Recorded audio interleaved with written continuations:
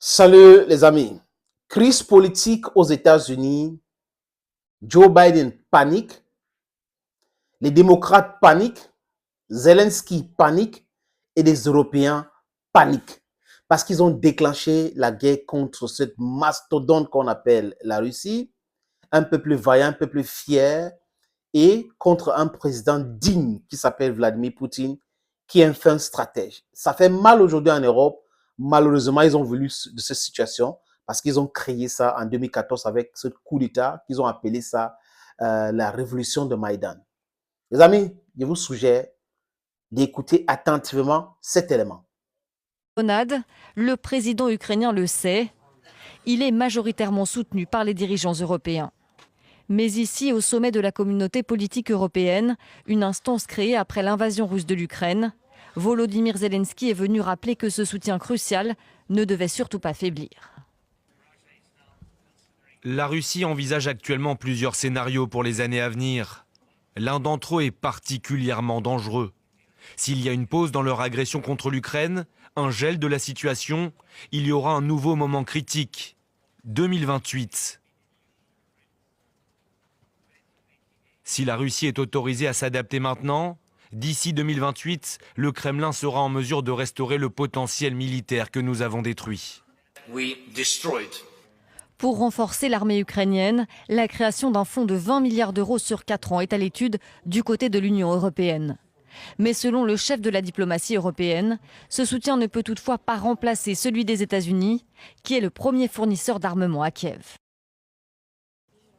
L'Ukraine a besoin du soutien de l'Union européenne, qu'elle aura certainement et que nous renforcerons, mais aussi du soutien des États-Unis.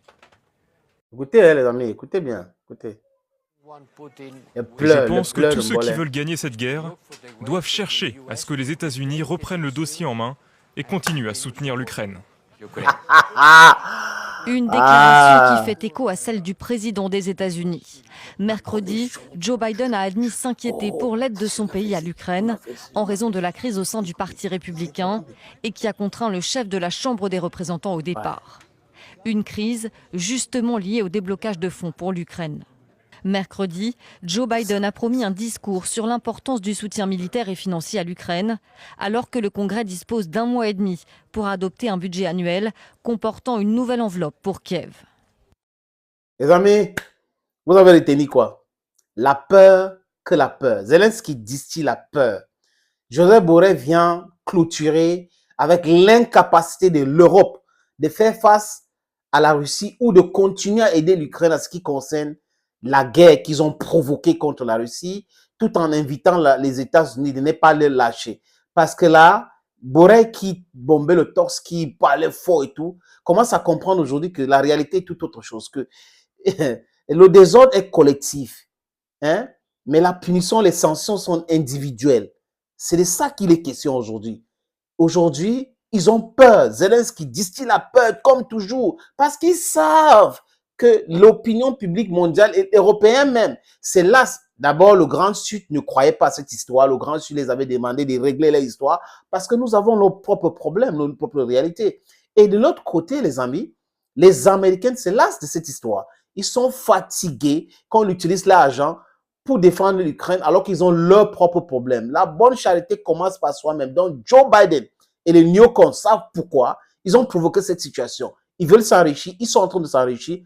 Et aujourd'hui, le Congrès qui co-gère les États-Unis avec Joe Biden refuse tout financement de cette guerre-là. Et les amis, faites très attention. Il n'y a pas une loi aux États-Unis qui dit que pour devenir président du Congrès, il faut être un élu. Il n'y a pas de loi qui dit ça. Donc, le prochain président du Congrès américain peut venir du Parti républicain et qui n'est pas membre de ce Congrès-là. Donc, on est en train de penser à Donald Trump ou quelqu'un qui ne va pas accepter le financement de la guerre contre l'Ukraine. Et là, c'est une catastrophe. L'Ukraine sera obligée de capituler. On est en train d'aller vers là. Thank you, friends. Stay blessed and bye for now.